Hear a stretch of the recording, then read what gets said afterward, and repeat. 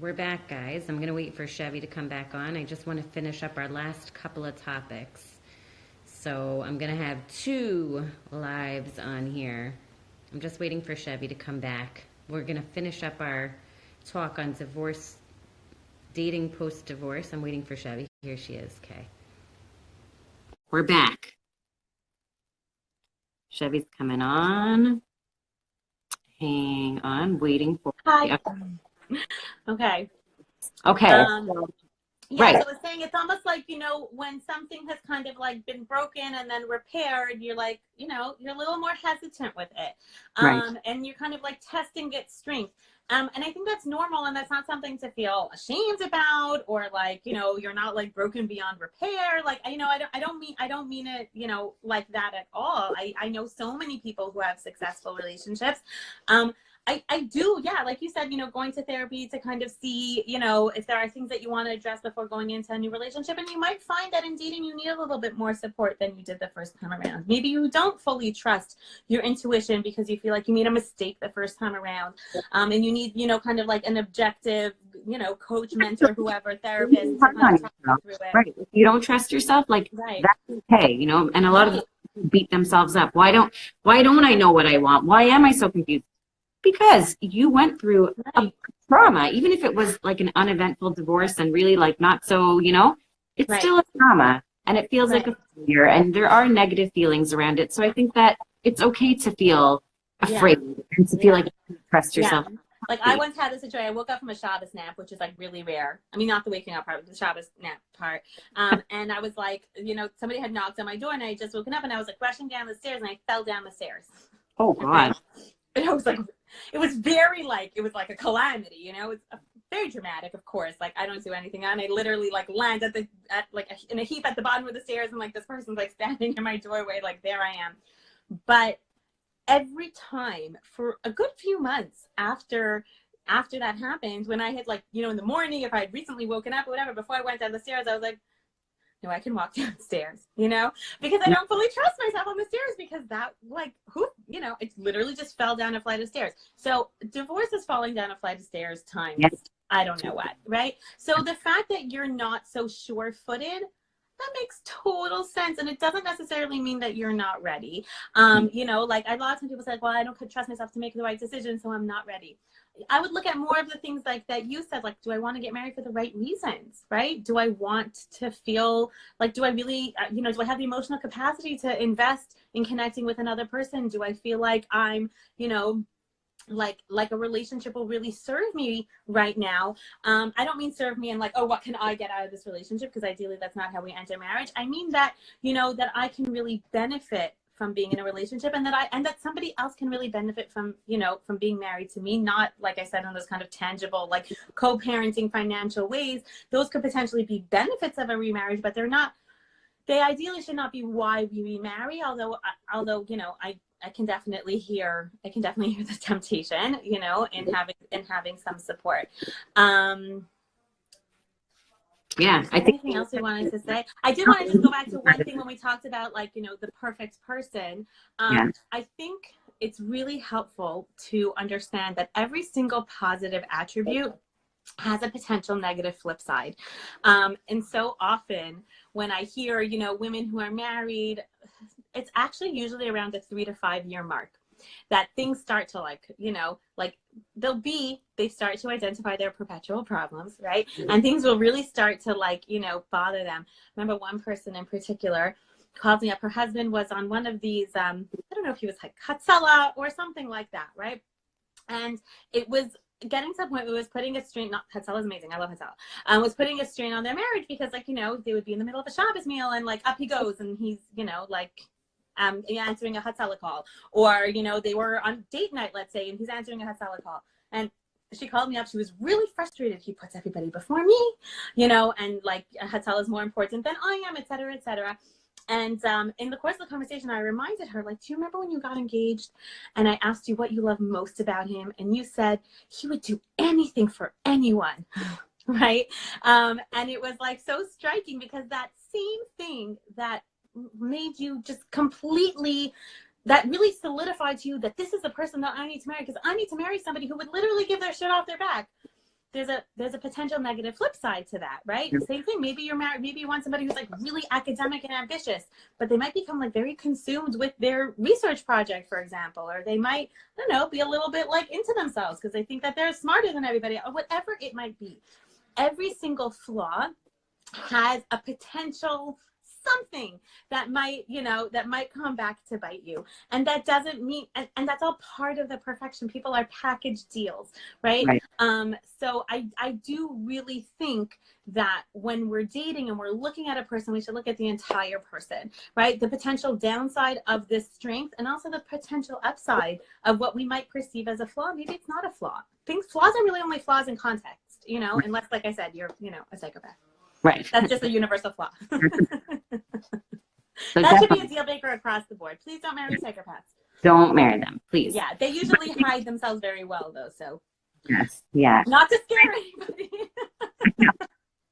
I think that also reframing how you think about dating post-divorce also is important. Like, because it's definitely harder, and I think that we just have to view it because. Also, if you were married a longer time, or if the person you were married to was the first person you dated, and now all of a sudden you're like dating and you have no clue, you're like, I only dated the guy I married and now I'm divorced. I don't know how to date, right? Right. So dating really as practice. You're sharpening your social skills. You're getting out there. You see what you like, what you don't like. You're having fun. Don't view it like the next guy I go out with. Yeah. I don't think you have to be like as focused. Like, I think that you can still be intentional without being as like hyper focused as the first time around. Singles events that are specifically geared towards people who are dating the second time around or dating in like a different age bracket. Those could potentially be a really great way to just hone your skills and practice. And let's say I never really had a conversation like this with some, like I do think that definitely is. I think one thing that we didn't totally touch on, even though I'm not perfect, I'm not really the best person to touch on this, is kind of how to put yourself out there and how to network, etc. I just want to briefly say, not even from the perspective of singles who are trying to put themselves out there, but from the perspective of people who are on the receiving end of singles putting themselves out there. If somebody says to you, oh, do you know anybody for me? Or this is what I'm looking for. Please recognize that they have just done something so vulnerable. And even if you don't know anybody for them, do not brush them off. Right? I'll think about it. I'll keep you in mind. Do you have, a brief, I don't know, a resume, if that's culturally, if that's accepted in your community or something else? I don't know. I don't know. Like, no, I don't know anybody. Seriously, you don't know any person ever, right? And even if you can't think of anybody off the top of your head, I think that what really is so scary about putting yourself out there is, again, that kind of fear of rejection that almost feels worse than the fear of rejection of no, I don't want to date you. It's like, no, I can't. In all of my, all of the hundreds of people that I know, there's not a single person that I would potentially set you up with, right? And that's extremely hurtful. So I would really encourage, I think that if we can be more encouraging of people putting themselves out there, I would also say, describe what you're looking for, to focus on people more than plans, so a lot of times I'll say, what are you looking for? And now the girl will even tell me well, I want it to be have gone to college and be this, and he should this type of family and this type of yeshiva. And I'm still waiting to hear about a person, and I remember at one point, things, our own personal lives kind of took a direction that we were really not anticipating. We were probably married around 4 years. And I remember turning to my husband, I was like, this was not in the plans. If I, imagine I turn to you and I'm like, this isn't what I signed up for. I married somebody who was going to X, Y, Z. And now all of a sudden we're making this different decision. I'm out, and the more we focus on the type of person, and it's funny because even when I say this sometimes to, mothers who will call me for information, they'll say, well, is she looking for a learning boy? Is she looking for a working boy? I'm like, I think she's looking for a person, and, who he is more important than what he's doing. Right. And they're like, okay, but really, like, no, really. So when you're describing what you're looking for to people, I know it's easy to kind of label and compartmentalize, and it makes it easier in terms of like community, and those factors can be a little bit important. Like, I don't know, I do want somebody from, you know, from this community or from, you know, this derech or whatever it is. But to really focus more on qualities, people actually have an easier time thinking of a person when you describe a person. Right? Like, oh, I don't know anybody who's in law school, sorry. But I do know people who are, you know, kind and, you know, focused on their, their religious observance is important in this context. And they just, like, I know people like that, but I don't know people in law school, you know? So I think that's an important distinction. Love camping and like describe those things. Cause then you think of your friend who you're like, I would never go camping with them. Hey, they love camping. Hey, me. Right. Be specific. Right. Exactly. Interested in, and right, not careers and schools, because that is not a person. Right. I think also in terms of online dating, especially if you were married before online dating existed, that's a whole new world that people did not know about. Reach out to somebody who's familiar with online dating, especially a lot of the sites that have these kind of like matchmaker systems built into them. They can be really helpful. And by the way, if you're trying a system like that, like Sayawatsana or Why You Connect or any of those others that have matchmaker systems built in, and you don't like your matchmaker, or, you know, it's not working for you, change matchmakers. There are, you know what I'm saying? Like, you're not committed to her. You can try something else. Try multiple things at once. You know, just from like kind of a more like hashkafa perspective, you know, there's a certain amount of effort that we put in, but we also recognize that the result is not necessarily going to come from the effort. Meaning we need to put in the effort, but the result won't necessarily come there. So it could be like, oh, I'm really like, I'm focusing on this online dating, or I'm focusing on putting myself out there, and like, you know, the person, your neighbor next door comes over to you one day, somebody that you never even, you like really, you know, like asked if she knew anybody for you, and she comes over to you and she's like, oh, like, you know, what are you looking for? I have a cousin and no. And you're like, oh, the result is coming from a different place than where I put in my effort. It's not, we're not responsible for the results. We're responsible for investing something. But, you know, the result might not necessarily come for that. So I wouldn't put all your eggs in one basket. Definitely keep an open mind and speak to people who are more familiar with the system, especially if, like you said, it's a system that is new since, you know, since the last time you were dating. If you are maybe in a slightly different or more than slightly different community, or, you know, you've kind of changed a little bit as a person, and what you want has changed. Maybe your level of observance has changed, or maybe where you feel comfortable religiously, whatever it might be. Tell people that, you know, like they might assume that you're looking for something similar to what you were looking for the first time around, and that might not be the case. So in putting yourself out there, be honest, you know, across the board in terms of like, what are you looking for? Yeah, definitely. And then also, if you are online dating, and if maybe you're, you know, talking with this person online, don't drag it out, right? The online talking, meet and like within 2 weeks for sure. Yeah. Because otherwise you build this fantasy person. Yeah. There can be this illusion of intimacy also in general.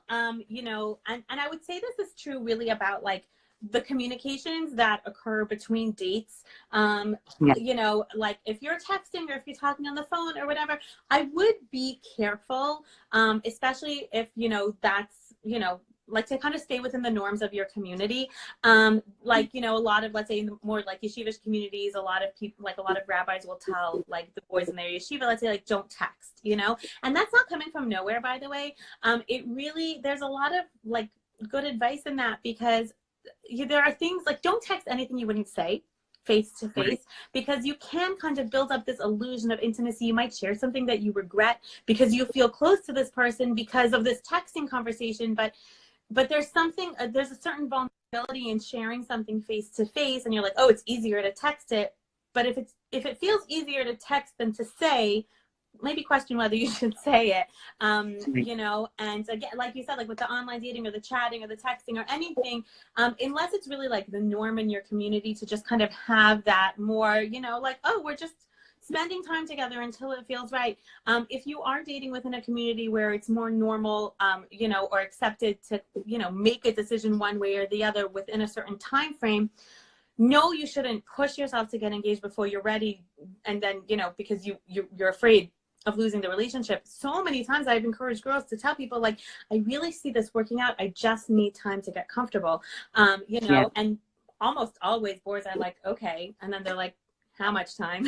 You know, because like they're ready. And it's interesting because usually once girls make that request and that request is granted, within a week, they're like, I think I'm ready now. You know, they just need to be like heard and validated that it's okay. They don't have to rush, that it's in their hand, right? But I would say that there is something about keeping the tension within a relationship, keeping things kind of like moving and not letting it just like sit. If that's what's normal in your community, then you do have to kind of respect that, and just be mindful of it. Just be mindful of the other person's expectation. Yeah, definitely. So yeah, I would say definitely don't drag it out online. Meet in real to find if that chemistry is virtual or real. Meet in a public place also that, you know. Yes, safety. You know, tell your friends, right? Tell your friends where you're going. I think also important to remember is that dating is like a numbers game. And I actually saw a statistic on some like, you know, dating after divorce website that it was saying that 4 out of 5 of the people that you date are just going to like disappear, which could be very discouraging, right? But where do they go? Saying, right? Like there's only one, but don't take it personally, because the more you date, the more the odds go up that you will meet someone. And also when you're dating post-divorce, like people have lives like that are getting complicated. Maybe there's something with the ex and they realize they can't do it right now. There's something with the kids and they're like, you know what? I couldn't have started. There are. There's a lot of factors that could complicate things. And the last thing I want to say about dating after divorce is do not let your kids stalk you. Obviously, if they're trying to adjust to the divorce, you're not like, sorry, kids, going out tonight. You're going to be sensitive to them. But a lot of the time I find that parents hide behind their kids. Like, oh, I can't, like, I have the kids this night, or they're not going to be okay with it. Right. That should not be a reason to not date. And your kids want you to be happy. And you can be a good parent. Yeah. Even if they think they want you to be miserable forever, they want you to be happy. And they don't want you to be from you being happy. Yes, you are a better parent if you are doing what you need, because eventually they grow up and you don't want to turn around and be like, oh, shoot, like when did I take the time to make sure that I was okay and I was taken care of? And if this is something that you want for yourself, you figure out how to balance it. Just like we figure out how to balance everything else. You figure out how to balance the dating and, you know, being with your kids and not feeling guilty about taking care of yourself. Because again, at the end of the day, maybe they're not thrilled that you're moving on, because sometimes that's just a reminder to them, like, oh, you guys are really not getting back together. But that's kind of a way for everybody to move on. Right. So I think that's important. And the last thing I wanted to talk about with you was supporting your friends who are dating, not married, whatever it is. Right. I think that the most important thing that I want to say on this topic is when people give advice to friends, family members, as well-meaning as it is, many people reveal more about their own relationships than they do actually give helpful advice, right? So like I love to say that the first woman, Rebbitzin, who ever gave a Shalom Bayis speech, had a husband who left his socks on the floor. So now forever and ever, we are doomed to think that men leave their socks on the floor. And I got married and I'm like, wait, like, where are the socks? Where's the floor? And I'm like, where are your socks? And he's like, in the hamper. And I'm like, men do that? You know, don't worry, there were other things, but it's like, right? My battery's dying. Okay, we reveal so much more about ourselves when we give advice. So I think to be mindful, and that's kind of why I started out by saying that, like, a lot of what I'm saying is really from other people's experience, and I make a very conscious effort to not give advice based on what worked for me, because who cares? No one cares what worked for me, right? Or what I prefer in my relationship. So things like, how much chemistry do you need to have? No, you can't get engaged to him until you really feel like, you know, like you're head over heels for him. Maybe, you know, like a lot of times when girls will say, like, what, how do you normally make decisions? Are you really a very enthusiastic person? Are you usually more like, you know, what's your baseline? And everybody will have a different baseline, so everybody's level of certainty will differ. And if we're going to impose our, you know, perspective on our own relationship, or what worked for us, or how we felt before we got engaged, and say therefore you need to also, that's really, really, really not helpful and harmful, to very confusing, very, very confusing to your friends. Like, I don't know, when my friend was getting engaged, she was like, she was like obsessed with her husband. I actually remember this happening to me. My friend telling me like, oh my gosh, I'm obsessed with him. And I'm like, I'm not obsessed with him. Until it dawned on me, don't worry, I'm obsessed with him now. But until it dawned on me that like, I'm not the obsessed type. I just don't get obsessed with people. Food, maybe. People, not so much. You know what I'm saying? It's just not my baseline. I have other things that definitely, like, you know, like clued me in that this was the right person. But like, I remember it caused me a lot of angst, you know, but she said that she this and she, you know, so I think that's really, when you're supporting your friend or you're trying to give her advice, please be mindful. Is it actually advice, or is it like, are you just, you know, it's like free therapy for you, and you just get to like unload and like, you know, hint to her at where your relationship is at. So don't do that. Don't judge, especially if you were like, you know, a lucky, you know, got married young, or, you know, yes, don't worry, life happens to everybody. And just because, you know, that was your situation doesn't mean that you are off the hook forever. But, you know, saying things like you're being too picky, or you should really give it a shot, or I don't understand you, or making comments about appearance. I mean, if it's really like, you know, the kind of thing that's based on like hygiene, you should brush your teeth before you go on a date. You could comb your hair, but that's kind of a basic. You should do that before going to work also. So, you know, like if you really feel like your friend like needs those kinds of pointers that are really like, I mean, I guess I would try and find like a, you know, a respectful way to say that. But in general, saying things like making comments on how she should change herself. No, no, you have to, you know, this is somebody that like, you have to, like we said before, you have to, you know, you have to be yourself in order to know if this is somebody. Making comments about weight, or, you know, anything like that, anything that's judgmental is not helpful. When we say like supporting your friends, be supportive. Yes. Be supportive.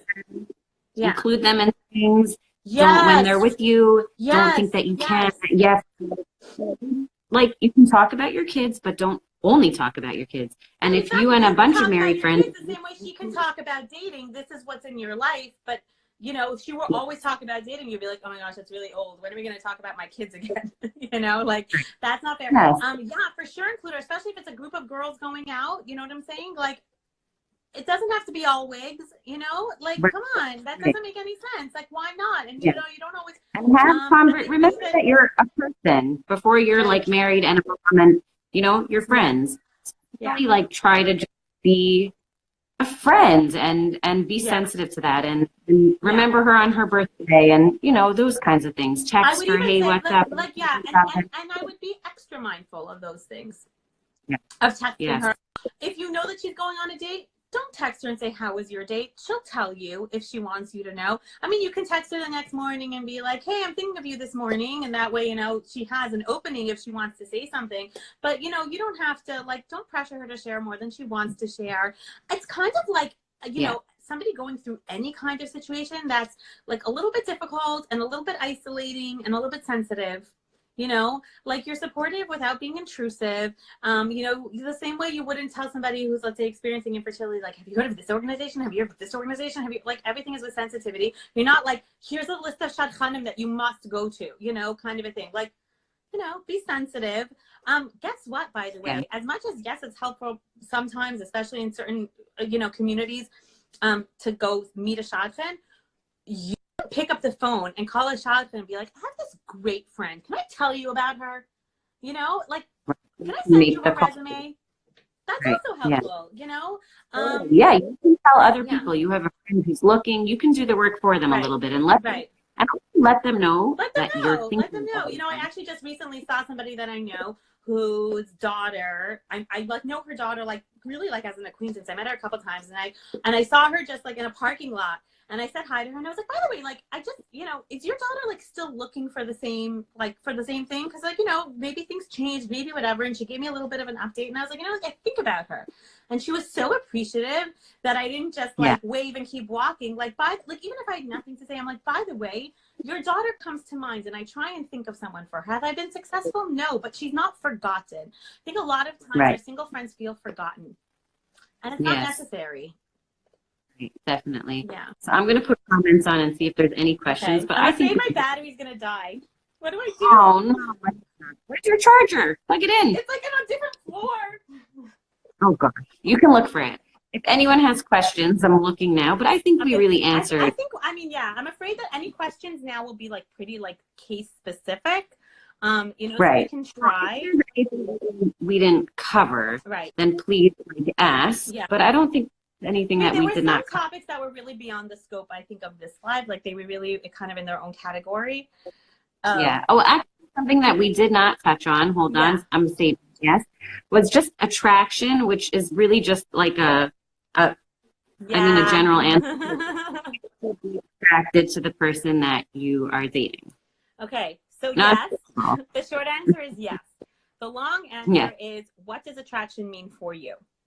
And I think it's important to remember that your own like community and your like experience, just an upbringing, etc., will definitely play a part in how you experience attraction. This is a whole separate topic that I feel so passionately about. I think it's important to recognize that if you are, let's say, a typical Beis Yaakov graduate, etc., you know, and you haven't necessarily had the opportunity to explore, you know, relationships, you've never really talked to a boy, right? You might not know what normal is. It's kind of like not having a baseline.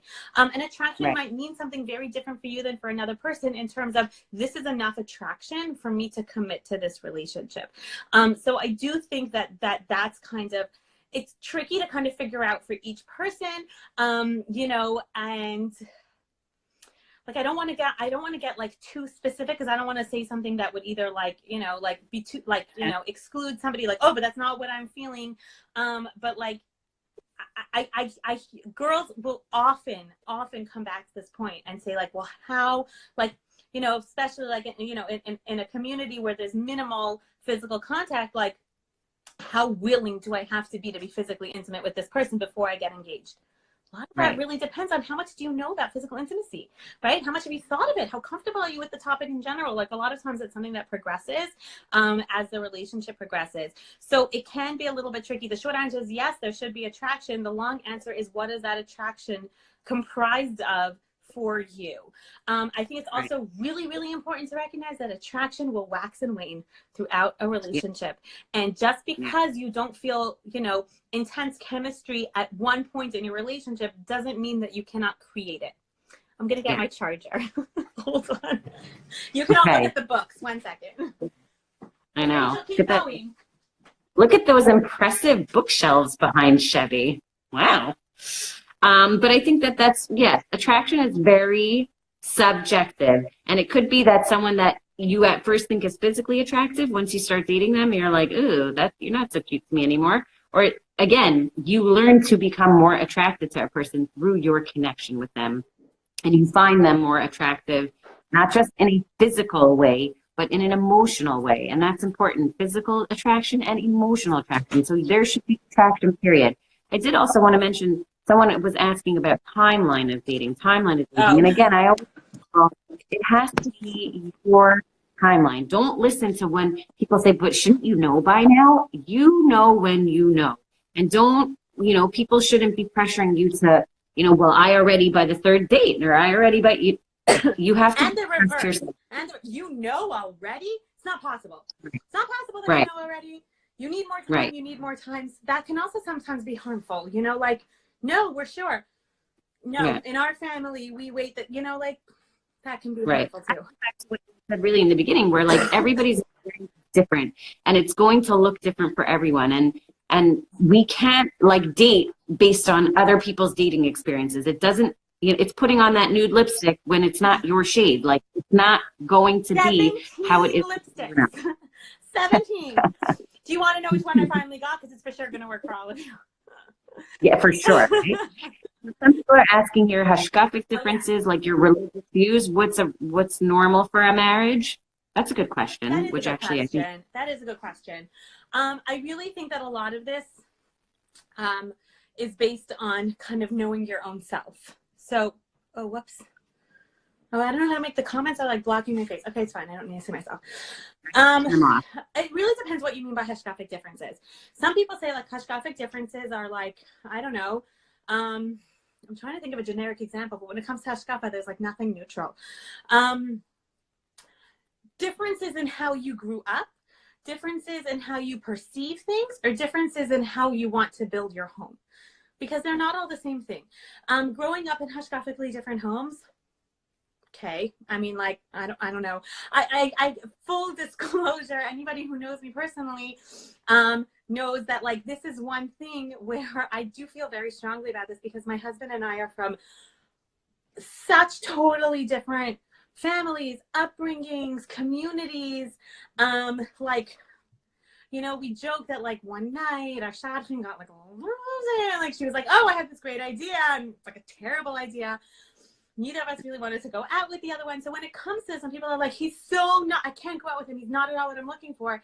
I like, this is kind of what I was saying before about like my own personal experience can't be part of it, because I always want to like egg those people on and be like, give it a shot. You never know. But that's also not fair, because not everybody can really handle that. It requires like a certain type of person, like a certain adventurous spirit to be like, what's going to happen if you marry somebody who's totally the opposite of you, you know? You never know. So how you grow up, I don't see that as, you know, like, yeah, you have to recognize that there will be differences between your families, and, you know, your parents might like have a hard time getting along potentially, but it doesn't have to be an issue necessarily. If you know, differences now, even that, I think that there's, you know, there's room for difference, as long as we're curious about where the other person is coming from. Meaning, I see this as pretty similar to conflict. You know, I think the real bigger issue is, how are we going to raise our kids? What kind of home do we want to have? I do think that you need to be like on the same page of the, you know, for the majority of issues. If you really are in direct opposition, I want my kids have to go to a co-ed school. My kids have to go to a, you know, completely segregated yeshiva type school. Like, that might be too much of a difference. If it's, oh, this is how I went to school and this is how you went to school, and we're okay with our kids, like, you know, being somewhere in the middle or not or whatever, fine.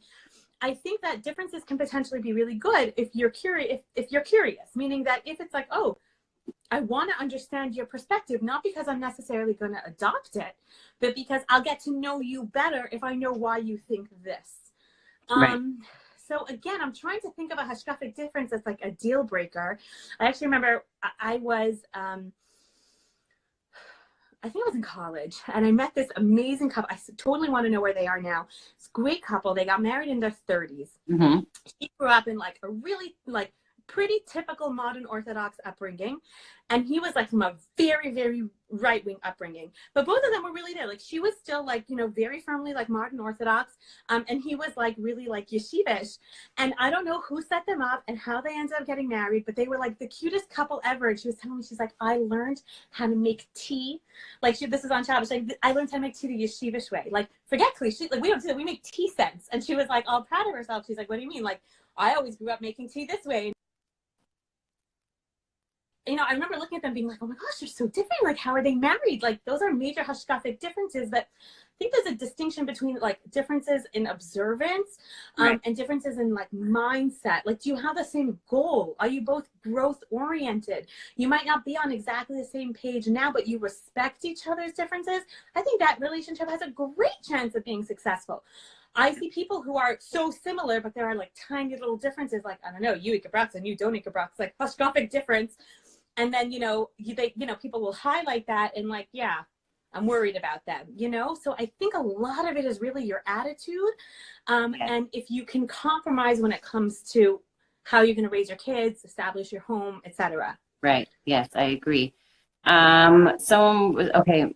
more about red flags of your date prospective in-laws. I mean, I think we touched on that a lot. Like we talked about red flags. And I think in terms of in-laws, again, I think that's something that you'll learn like when you're dating this person, like if you guys are going to be a team and if you guys are going to communicate together to deal with maybe whatever difficulties you'll have with parents or whatever it is. I think that's kind of something that, you know, you can't even anticipate anyway, that stuff. Like, what if your mom is mean to me? And what, you know, like whatever. You guys have to just be a team with good communication. Yeah, I think that a lot of times we tend to put like dating in like a separate category, but like it's boundaries, like all boundaries. People, you know what I'm saying? Like, so watch my live on boundaries. Translated. Wait one second. I see this clarification. He listens to the radio and she never did and has no interest in ever listening to non-Jewish music. I would say like, and therefore what? He wants you to listen to non-Jewish music and you don't want to, and you feel like he's being a negative influence on you.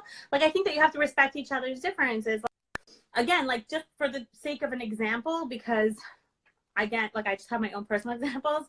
Not that like, I'm only saying this because this is like a well-known fact. My husband never watched a movie in his life. Not even Ushpizen. Okay. So I'm saying this is not like a judgment on one way or the other. That's just a product of his upbringing, and that's what it is. Mm-hmm. I've watched movies, you know what I'm saying? Like, right? Is that a hashkafic difference? I mean, it's usually not like we have other things to talk about. Like, I haven't really, you know what I'm saying? Would it be a hashkafic difference? Like if he said like, oh, you and your sisters are hanging out, I don't let you watch a movie. I mean, I think then that's kind of like more of a personality thing. Like, do you respect each other's differences? Do you feel like you have to hide things from him? That's a bigger issue. It might be, you know, hashkafa might be the symptom, but the root of the issue is something else.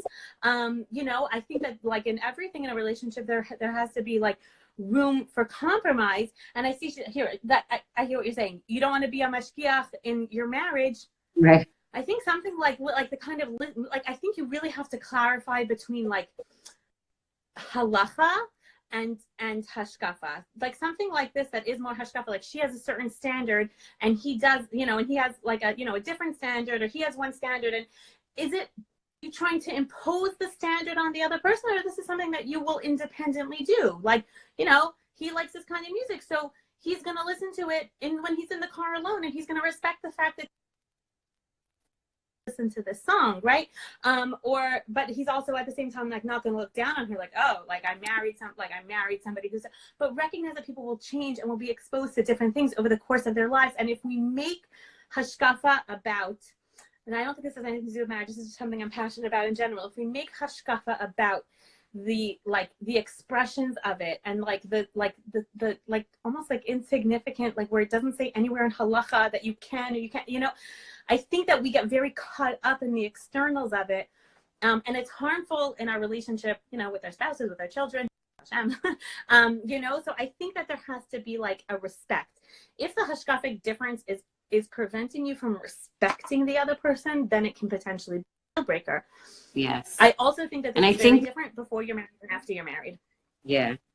If you're experiencing this kind of hashkafic difference after marriage, it's a completely separate issue, and it has to be addressed differently. As you know, in terms of like deciding whether or not you can marry somebody who has like, you know, an affinity for country. I mean, it depends how you feel about country, but like, you know, some people feel very strongly about country, I have come to learn. Do you respect them? You know, like, it goes back to kind of the settling thing, I think. It's only settling if you think it's settling. Right. Yeah. You know, I don't know. Okay. I'm going around in circles. I mean, I think we answered all of this stuff, you know, and I think these are getting a little bit more specific. So right. You can contact myself or Shevi if you want some clarification. Right. And like not, you know, messages upon messages about your specific thing. Like that might be someone that you need to talk to, maybe a friend, because we don't know enough about you to really guide you. A friend, a rabbi, a therapist, whoever. But I think that we covered a lot, and I hope that everyone sees why I thought you would be great for this, because I love your wisdom. And now my first live is behind me. And was it so bad? I could totally do this again. No, it's really not, because like waist down, you could totally be in pajamas. Nobody knows.